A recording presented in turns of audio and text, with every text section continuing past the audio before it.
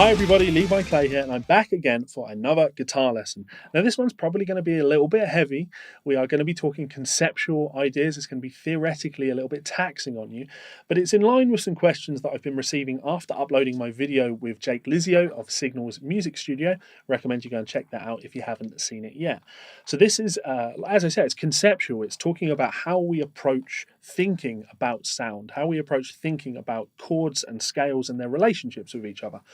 Because we're musicians and our goal is to paint with sound. We are combining sounds to paint pictures, if you like. We're painting sound pictures.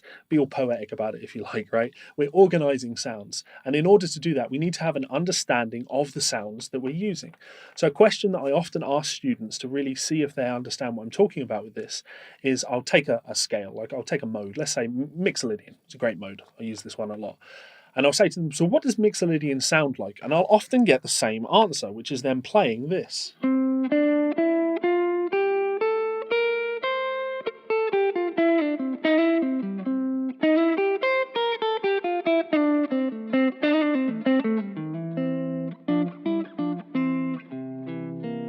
So that is what the mixolydian scale sounds like. Yeah, sure, but it's not really the answer that I was looking for. That's you playing a collection of notes. And the reason I think this is important to distinguish between is it's too easy to go down what is known as a derivative modal theory perspective to your understanding of these chords and scales. I don't want to deal with that. I want to deal with parallel modal theory. Don't you worry though, we are going to talk about that in a second. So in order for us to be able to do this, I'm going to do my best. I'm going to pad things out with my keyboard. I'm going to add those after the fact. I'm going to put some stuff on screen for you to reference. But of course, if you do have any questions about anything that we talk about in this lesson, don't be shy. Hit me up in that comment section below. I read all of my comments and I'm happy to answer questions if there's anything I can do to help. Okay, cool. Let's get on with the lesson. So in order to do this, we're going to need to begin by talking about the C major scale. Now, we were talking mixolydian a second ago. Don't worry if modes are new to you. Actually, this should explain quite a lot. But we need to mention major because this is our reference point, if you like. So on screen now, you can see a C major scale. I've put that in notation with letters underneath. Now, immediately, this is useless to me. C, D, E, F, G, A, B, C. I'm not massively interested in note names. I'm interested in intervals. And the reason for that is when we look at C major, C, D, E, F, G, A, B, C, and then you look at A major, A, B, C sharp, D, E, F sharp, G sharp, or you look at E major, E, F sharp, G sharp, A, B, C sharp, D sharp. Those things are difficult to remember. There's a lot that you have to remember there, and it's hard to compare those things. Whereas if we talk about intervals, 1, 2, 3, 4, 5, 6, and 7, well, C major is 1, 2, 3, 4, 5, 6, 7. A major is 1, 2, 3, 4, 5, 6, 7. E major is 1, 2, 3, 4, 5, 6, 7. B flat major. Do you know what that is? Take a guess. 1, 2, 3, 4, 5, 6, 7. The collection of intervals is consistent when we move between these two things. So the C major scale contains the intervals 1, 2, 3, 4, 5, 6, and 7. Scale degrees, if you like. Awesome. As I said, I don't really want to be dealing with major, though. I want to deal with mixolydian, so let's put that on screen. Okay, so this looks very similar. 1, 2, 3, 4, 5, 6, flat 7. Okay, so there's a flat 7 in this scale. Now, immediately, this gives us an opportunity to talk about parallel versus derivative modal theory. I think it's incredibly important for your long-term development that you go into the world of parallel modal theory, comparing things from a static root. We can compare these two scales, C major and C mixolydian. It's very easy to look at these two things and understand the difference between them. It's very easy to say, okay, the flat 7 is integral to the sound of mixolydian. That's the differentiating factor between it and C major. You'll see some guys, some teachers, will try and teach you what's known as derivative modal theory, where you're taking all of your modes from a given parent major scale. And when you do that, it's mind-numbingly confusing in the long run. It seems very easy in the beginning, but this is where you have all of these guys saying things like the mixolydian shape, the Phrygian shape. There's no such thing. You can play notes on the guitar in any way that you see fit, and limiting yourself to a shape is bad. I'll give you a better example. If you go down that route, you might find yourself going, okay, well, I need to play over this track and it's in E Lydian. Fantastic. Right. Okay. E Lydian is the fourth mode of the major scale. Cool. So E Lydian is the same as B major, but I'm a rock guitar player, so I don't like to think major. I like to think minor. B major is the same as G sharp minor. Cool. So if I need to play E Lydian, I just play G sharp minor. Right, first of all, that's a long way for a shortcut. That is not a shortcut. And second of all, when you think G minor, I would like to think that you probably play things like this.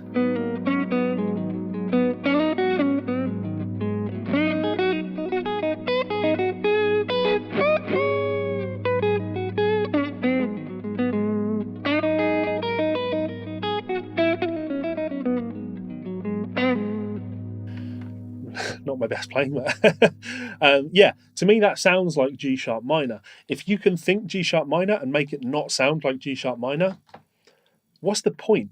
And I always find that that's never the case. I think that when people use that approach, they just noodle around with shapes and hope that it sounds like E Lydian, and invariably it never does. And when you go to your teacher and say, hey, I've hit a bit of a wall here and I can't break beyond it, my Lydian playing doesn't sound Lydian, a lot of teachers can't give you an answer as to why you can't get through that wall.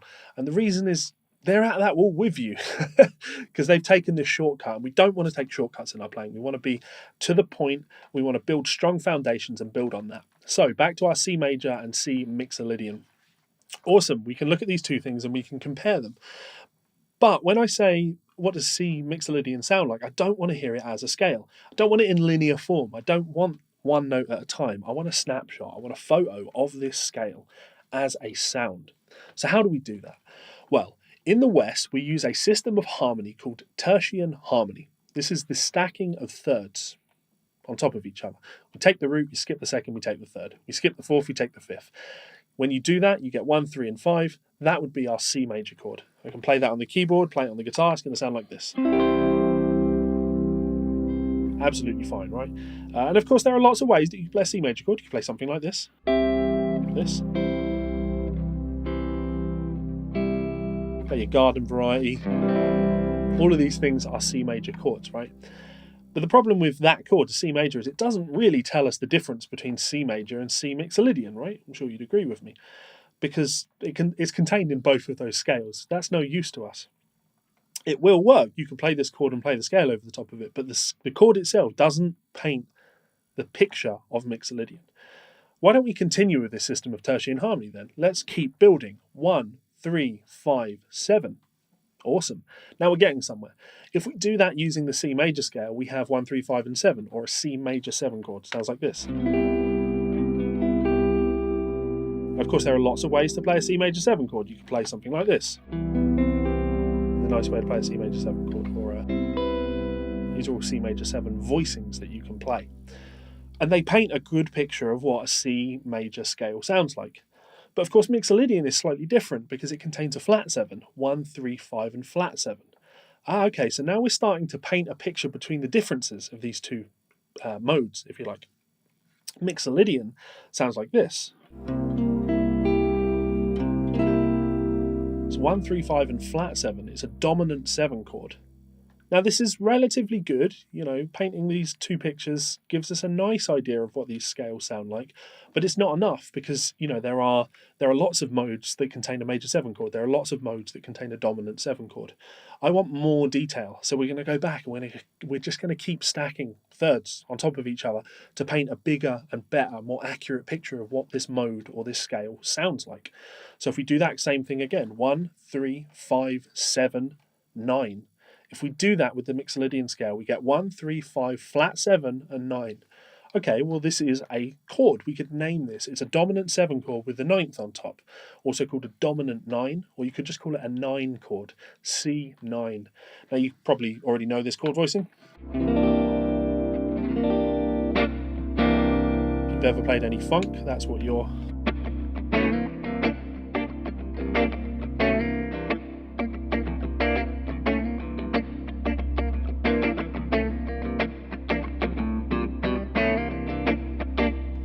That's that funky C9 chord. Now that's a great representation of what mixolydian really sounds like on the instrument. It's starting to paint a much bigger picture than just saying C major. This richer sounding C9, or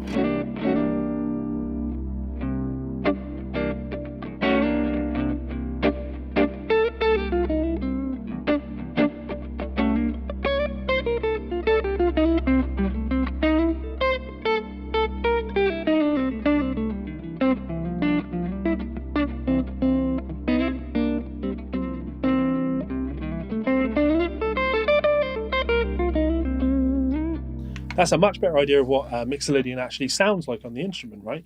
The chord has painted a lovely picture for us. And we can just keep going. 1, 3, 5, 7, 9, 11. Well, if we do that with mixolydian, we get 1, 3, 5, flat 7, 9, and 11. So it's a dominant 7 chord with the 9th and the 11th included. We're really painting a picture here. This is 6 of the 7 notes in the scale, and rather than thinking of it step by step, we're stacking them on top of each other to paint a picture for ourselves. So a dominant 7 chord with the 9th and the dominant 7 chord with the 11th. A little bit harder to play on the guitar. We could play something like this. Volume helps.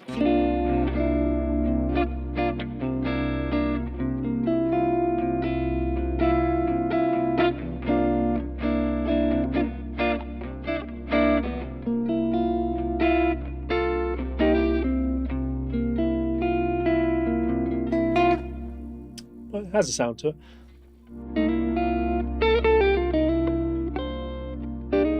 Sorry.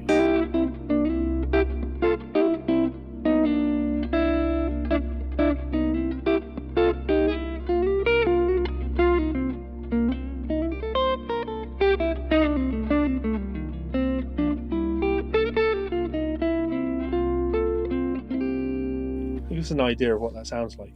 And I'll just keep going with this. 1, 3, 5, 7, 9, 11, and 13. Fantastic. Now we've got every single note of that scale being played at once. But because we've stacked them on top of each other, we have an understanding of which notes are most important.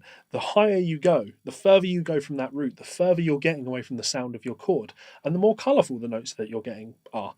So, the third over a C chord sounds great.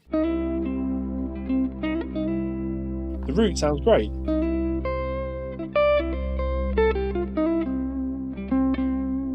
Whereas, the 13th, not a bad note by any stretch of the imagination, but it's as far away as you can get from that root note, and therefore it has a lot more tension to it. So 3, 4.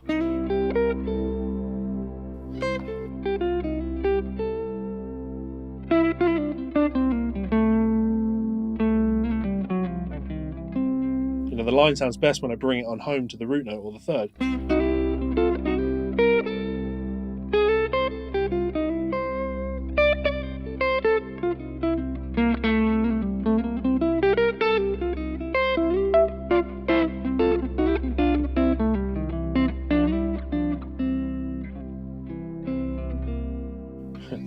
Words to that effect. Now, this as a concept, relatively simple, and we can apply this 1, 3, 5, 7, 9, 11, 13 to any scale, any mode, and it's going to paint a picture of what that scale sounds like. When you ask me, Levi, what does a C mixolydian scale sound like? I want to hear this.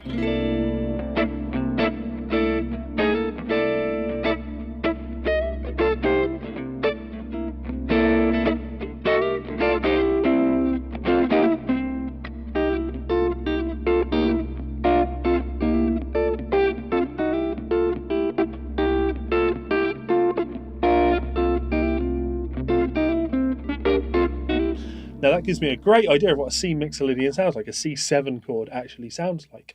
If you really want to, if you want to take this concept to its logical extreme in terms of melodies, playing a C mixolydian, and rather than playing,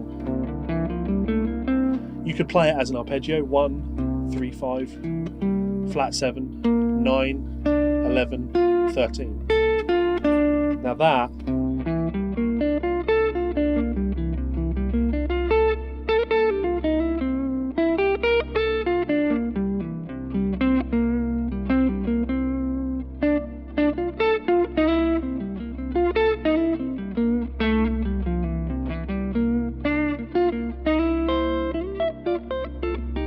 gives you a real good idea of what a C mixolydian sounds like. So there's the concept. Now, if you want to be bold and pause the video here and try that with some other modes, I would encourage it. But I am about to do the same thing with just a couple more modes, just to paint a picture of how easy this can be. So the concept is simple: 1, 3, 5, 7, 9, 11, 13. If you can do that for any collection of intervals, any modal sound, you are going to paint a picture of what that mode sounds like. Let me prove it. If we take Dorian, okay? I don't want to think second mode in the major scale. I want to understand it on its own, of its own thing, as its own thing. It's intervallic structure. 1, 2, flat 3, 4, 5, 6, flat 7. That's the structure of Dorian. 1, 2, flat 3, 4, 5, 6, flat 7. Awesome. If I plug that information in, the 1, 3, 5, 7, 9, 11, 13 thing, we're going to have 1, flat 3, 5, flat 7. Okay, that's a minor 7 chord. We do this in C, C minor 7.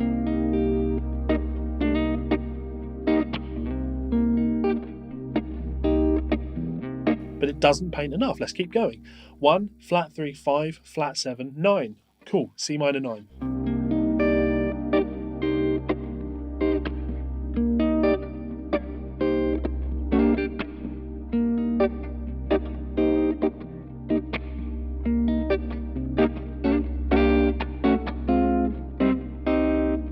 That's a C minor 9 sound. But let's keep going. 1, flat 3, 5, flat 7, 9, 11. A minor 11 chord.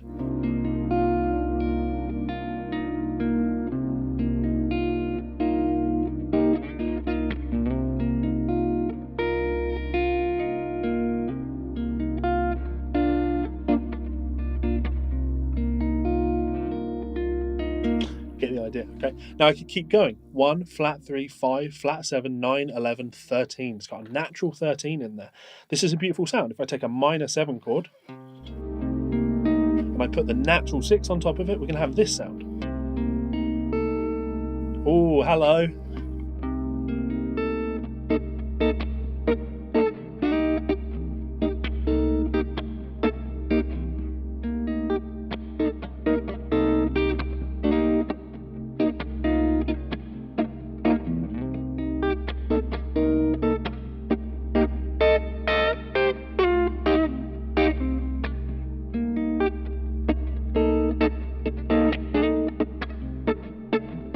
Now that's instantly Dorian. It sounds unbelievably Dorian. You could play something like this.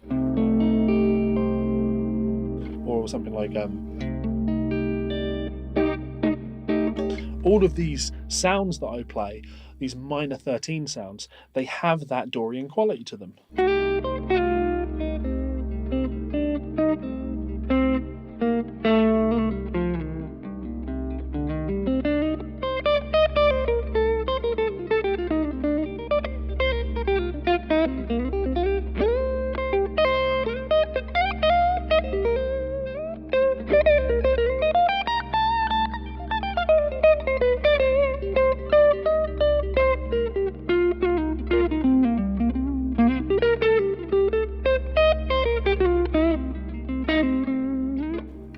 Everything I played there sounded very Dorian, and it's because my understanding when I'm improvising is what Dorian sounds like. I know that it sounds like a minor 13 chord, so I can play things that sound like minor, and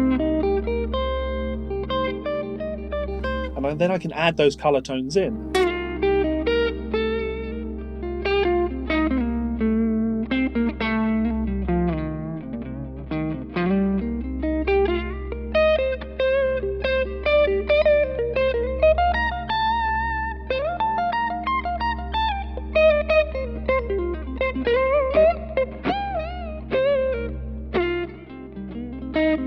Carried away. So everything I played there sounded very, very Dorian. And we could do the same thing with any mode, right? If I take a mode that isn't in the major scale, if I take Phrygian dominant. Phrygian dominant is a great sound, mode 5 of the harmonic minor scale. When I understand it intervallically, it's a mixolydian, sorry, it's not, it's a dominant 7 sound. It's a 1, flat 2, 3, 4, 5, flat 6, flat 7. If I play that for you, it sounds like this.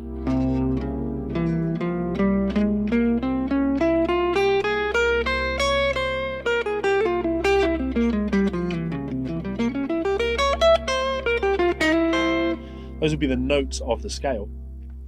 But again, 1, 3, 5, 7, 9, 11, 13.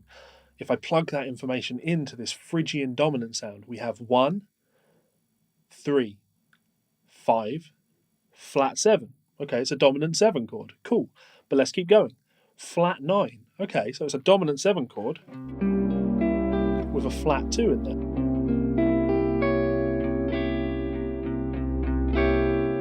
How else might we play something like that? We might play... guess I could play... It's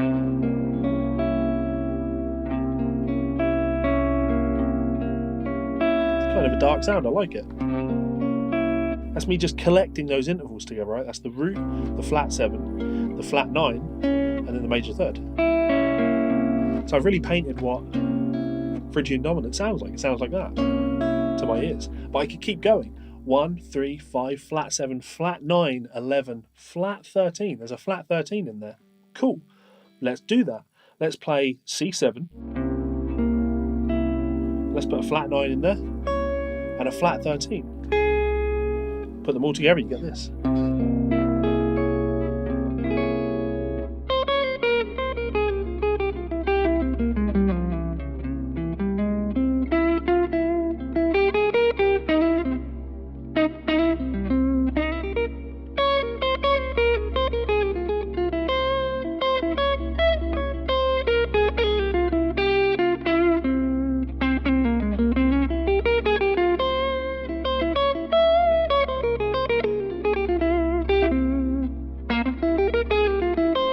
That's a nice melody.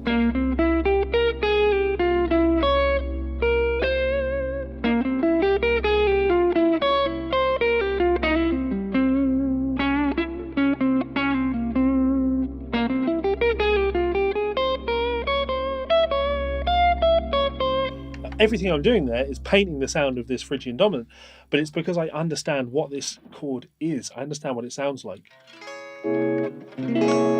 It sounds like a dominant 7 chord with a flat 9 and a flat 13 in there.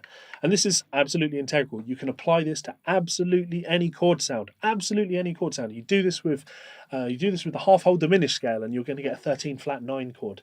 If you do this with the Lydian dominant scale, you're going to get a 13 sharp 11 chord. I absolutely love this sound.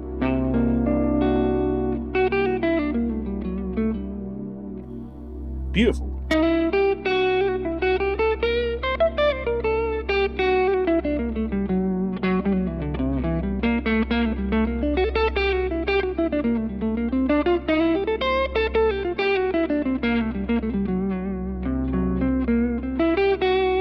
Wonderful sound. And yeah, you know, when I played that chord on the keyboard behind it, it's giving you a great idea of what this mode sounds like. And that, ladies and gentlemen, is the most important thing of all. You have to understand the sounds that you're playing and what they sound like.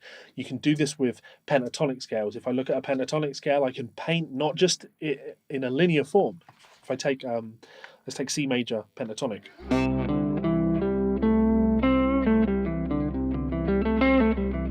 If I look at these intervals, what do I have? I've got the root, the third, and the fifth. We've also got the ninth.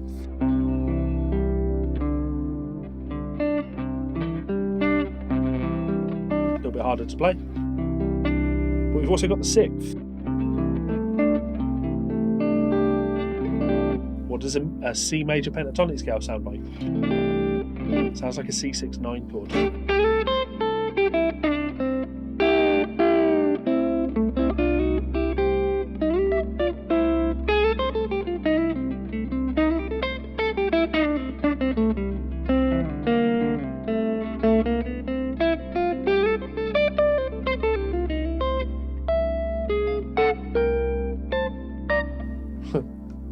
Just back out there.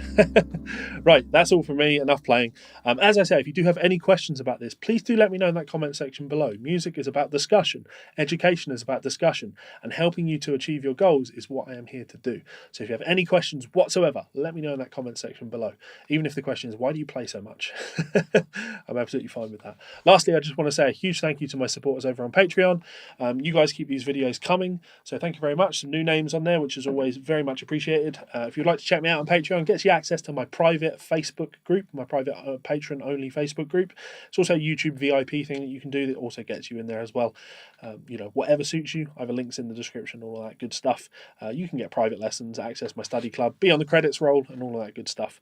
If that doesn't suit you, you can also head on over to Amazon, search for Levi Clay. There are a lot of my books, and I talk about these concepts a lot in there, especially in those country books, because thinking in terms of harmony is a huge, huge part of the way I play guitar. It's a huge part of the way I play melodies over chord changes. I have to understand the chords. When somebody says to me, you know, what do you play over these 3 chord changes? The answer, if the chord is what do you play over D minor 11, G13 flat 9 to C major 9? You know, I play D minor 11, G13 flat 9 and C major 9. It's there. It tells me what to play. So my understanding of intervals is very important to do that. So, and lastly, actually, I guess my latest book, which is 100 Slide Licks for Blues Guitar. If that one appeals to you, go check that one out. Right, if you would like to check me out on Patreon, you can do so by clicking this button up here. You can subscribe by clicking this button down here. And you will see 2 more of my videos here and here. If you have any questions about this, let me know in that comment section, guys. Do not be shy. I am here to help. Much love. Thank you so much for the kindness and support. And I will see you for another video soon. Goodbye.